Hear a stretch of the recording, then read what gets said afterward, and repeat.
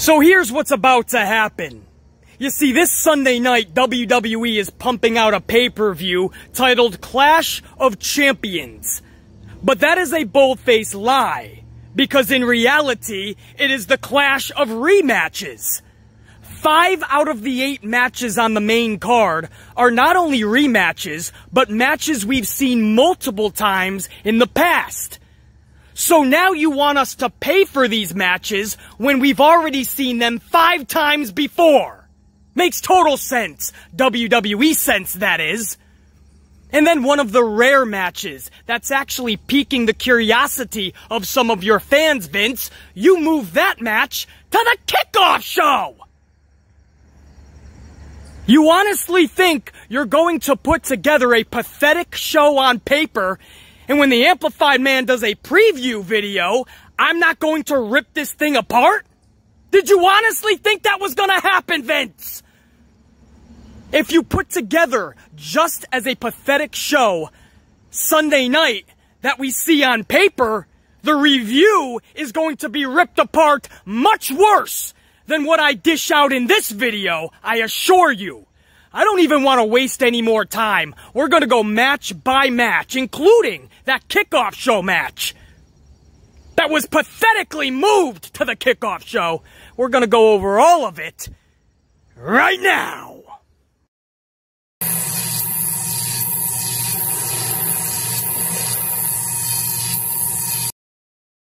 Aauka and Zelina is on the kickoff show.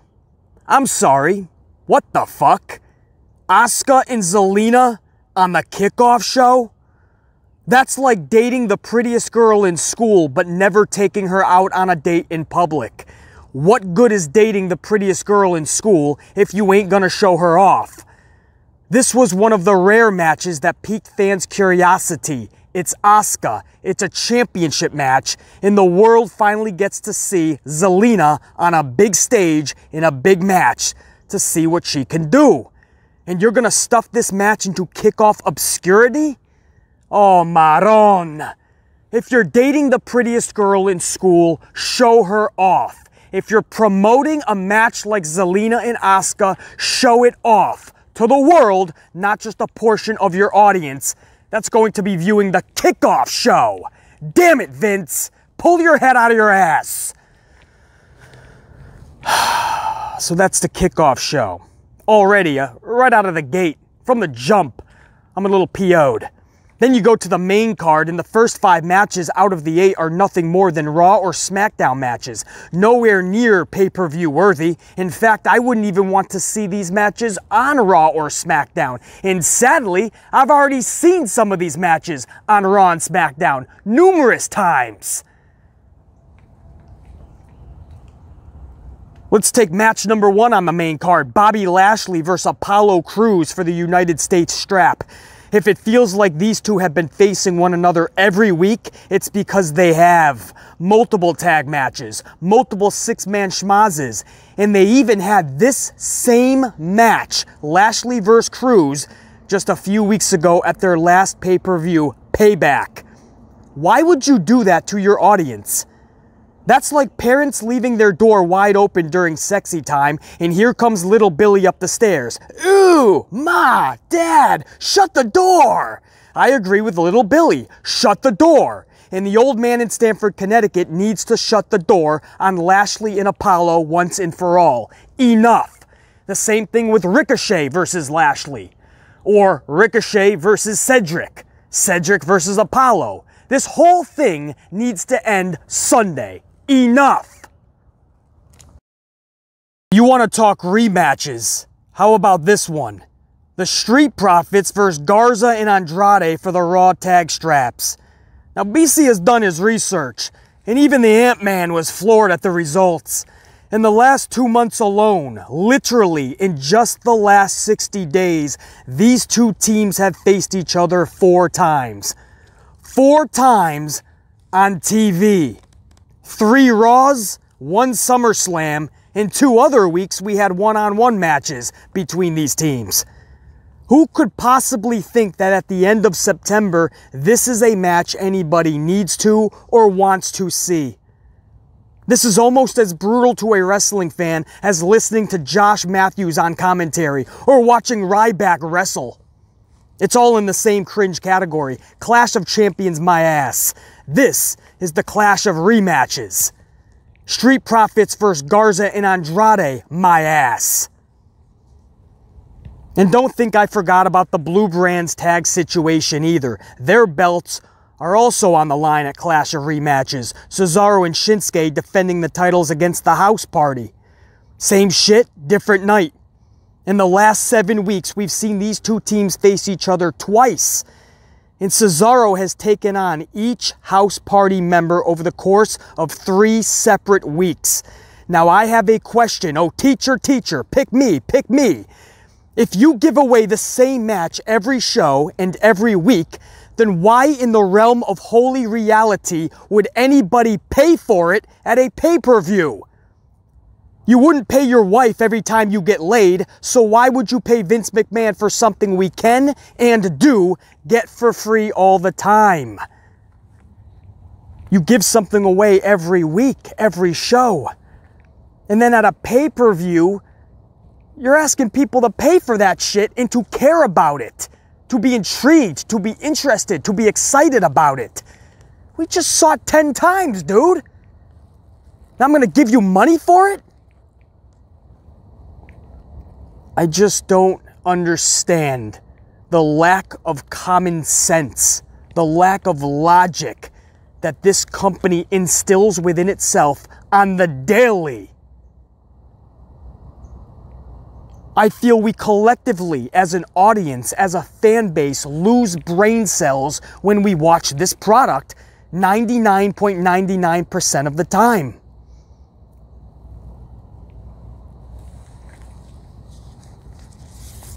And I wish I could say it gets better for the women's tag situation. Let's talk the third set of tag titles, the Women's Tag Championships, held by Shayna and Nia, and they're going to be defending against Ruby and Liv. The amount of interest for this match is right up there with seeing your 95-year-old grandmother butt-ass naked. It's non-existent. There is zero interest. I like Ruby. I really like Liv. But if you want brutal honesty, you've come to the right channel. This is a match I'd expect to see in the middle of Monday Night Raw. And even then, I'd have to have my IV of caffeine hooked into the stream. I don't see any way possible that they can make this pay-per-view worthy. I just don't. And again, I like Ruby and I really like Liv. And I do think that Shayna and Nia together are a formidable, scary, badass team. But pay-per-view worthy? That's what you're asking me to invest into, right? That's what you're asking people to pay the $10 a month or the $50, $60 if they don't have the network. You're asking people to pay money for this shit show. SmackDown Women's title, Bayley versus Nikki Cross. Bayley has hit her stride and she's been firing on all cylinders, and it's really cool to see. Nikki, on the other hand, has been anything but consistent. Half the time she's kicking ass and performing like we know she's capable of, and other times she looks like she forgot how to wrestle. She's in the ring, but it looks like she's participating in a Zumba class. Lack of consistency is Nikki's downfall. She's like a magic 8-ball. Every time you shake that shit, you get a different answer. This match has potential, but they both have to be on their A game. That's the only way this match works. Threat ladder match for the IC title. Jeff Hardy versus AJ Styles versus Sami Zayn. Now, back in the day, I used to love threesomes. 2 sets of knockers and 1 amplified joystick, and we had a night of fun. These days, 3's a crowd, and I'm just not a fan of multi-person schmoz matches. These 3 could deliver match of the night, no doubt. You look at these 3 names, and that's pretty obvious. But going forward, I'm just done with multi-man schmoz matches to find a #1 contender or multi-man schmoz matches as a championship match. It should be a champion versus 1 challenger. If it is a tag team title match, it should be one tag team, the champions, taking on one set of challengers. Call me old school, that's fine. But that is competitive pro wrestling. Multi-man schmaz matches is lack of care and lack of creativity. I'm all set with that bullshit. We've been doing it for years. Drew McIntyre versus Randy Orton in an ambulance match for the WWE Championship. Without good booking, it doesn't matter if this is an ambulance match or a Power Wheels match. Anybody remember Power Wheels? Anyway, my point is we've seen these two battle and it finished with a backslide. A backslide! We've seen Orton take 65 claymores the last couple weeks and McIntyre has taken just as many punt kicks and RKOs. So where do you go next? Creativity is the key to this match. Go forth wisely, my sons, and do not disappoint, for the fate of the world is in your hands. Okay, that's a bit dramatic. Not quite, but important nonetheless. I hope they don't drop the ball with this. Universal Championship match. Roman Reigns versus Jey Uso. This will most likely be the main event, but you never know with the old man. He could go with Drew and Randy. But for Roman and Jey, in theory and in concept, I like this match. It makes sense because Roman needs to be fed some talent and establish his title reign. You don't want to just start burying talent though, so Jey Uso makes the most sense. A, he's in a tag team, so he loses nothing by losing this match. In fact, he's more relevant these last 4 weeks than at any other time in his career. And B, he's Roman's cousin, so there's already a story sitting in their lap. It's outside the box, but it works. No matter what needs to happen when this is all said and done Sunday night is Roman Reigns needs to destroy Jey Uso and make it known beyond any shadow of a doubt that he is a bona fide ruthless heel. No more tweener status. Otherwise, we're all like that kid on Christmas morning, hoping to get that brand new PlayStation 5, but instead we get a 6-pack of socks from the local Walmart. Come on, bro. Do what's right. This isn't even about what fans want or not getting our way. This is just about doing what's right. This helps not just the company, not just the fans, this helps nobody more than Roman himself. No more tweener bullshit status. This is where Roman goes full throttle heel. And on a night where I'm fully expecting it to be a shitty pay-per-view, because on paper this is a shitty pay-per-view, at least we can have one bright spot. Roman finally does the deed. No more questioning this. No more yeah but maybes. No more tweener status. No more 50-50 reaction bullshit, man. This needs to be that bona fide, legit, ruthless heel. And if we get that, on a night where it's supposed to be lost anyway, it's a lost pay-per-view because it's a lost cause, at least we have that one thing that we can take to go forward. And that, my friends, is Clash of Rematches 2020. 8 current matches on the main card, 1 on the kickoff show thus far, Asuka versus Zelina. Of course this company would do that. I shouldn't even question this anymore, but I do because I like to hold people accountable, like the old man in Stanford when he puts out bullshit like an assembly line, one bullshit match after another, one bullshit segment after another, one bullshit concept after another. Somebody's got to hold him accountable. Why not the Amplified Man? At least that's what I try to do anyway. Now this vid will be going up hopefully by Friday afternoon. If you guys are able to catch this by Friday afternoon, then here's a little SmackDown preview for you guys for tonight. This is the Go-Home Show for Clash of Rematches. So this is the very last show, the very last build. They're promoting Jeff Hardy versus Sami Zayn.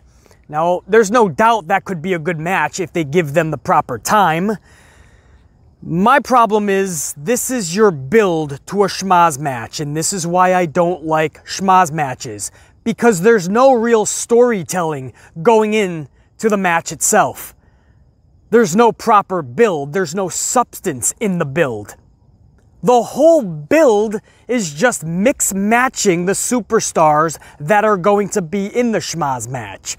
Last week you get Sami Zayn and AJ Styles. This week you get Jeff Hardy and Sami Zayn. Next week you would get Jeff Hardy and AJ Styles again. If this wasn't the last show. The Clash of Rematches, that's what you would be getting. And they do this all the time. They just take individuals that are going to be in the schmaz, they mix match them, and every week, every show, you get a different combination. But that's not storytelling. There's no substance in the build to that. So that's what I mean when I say the lackluster approach just takes me out of the match itself. But that's what we're going to get tonight. Jeff Hardy versus Sami Zayn. Also, we're going to get Alexa Bliss taking on Lacey Evans. Last week, Alexa hit Sister Abigail on Lacey Evans. So this is Lacey's opportunity to get a little bit of revenge. However, if Alexa turns into that Twisted Bliss character and is transfixed by the Fiend, I don't think Lacey's going to get too far. And you guys know I'm down with this Alexa and Bray Wyatt Fiend combination. I'm a big Universal Studios Orlando Halloween Horror Nights fan. And there's a combination down at Halloween Horror Nights. It's Jack the Clown and Chance, his sidekick. You guys can Google them. You can see a picture of Jack the Clown and Chance. And to me, that is the pro wrestling version of Jack the Clown and Chance. Bray Wyatt, the Fiend, in Twisted Bliss. Man, I just love that combo, and you can do so much with them. They would literally be twisted. Diabolical, man. And they would definitely freak out a lot of the superstars. You could do so much storyline-wise. In ring, you could do so much with them as well. And if you're going to have mixed tag matches in the future, I mean, what better combination? So I know some people aren't down with it. Some people would have rather have seen Liv Morgan. That would have been my first choice, actually. But if they want to go this route, man, I don't know what their end game is, but I'm loving where it's headed. I just hope that the final destination is a fun place for all of us to be at. Because I'm enjoying the journey, to be honest with you, with Alexa and The Fiend. What else, guys? They're promoting Roman Reigns, middle of the ring, to cut a promo on Jey Uso. I expect this to actually be Paul Heyman who's cutting the promo, and Roman will just be playing the role of Brock Lesnar, standing there, acting like a badass. And that's all he needs to do. Do as much heelish things as possible. Standing there like Brock Lesnar, yeah, that'll get you some heel heat. While Paul Heyman cuts his 5-minute Paul Heyman-esque promo. Now, I expect at the end of this, Roman might say a few words. We've seen that a couple of times. And maybe even Jey Uso comes to the ring and we get more friction and tension. Maybe we set up another nonsensical impromptu tag match where the cousins are going to be a tag team yet again. Maybe it's a rematch against Sheamus and Corbin. What do you mean you're not excited? So Roman Reigns is the big headline for tonight's show. And again, creativity, man. It all comes down to creativity. If you really put your minds to something special, this is the go-home show to an otherwise pretty crappy pay-per-view. At least on paper it is.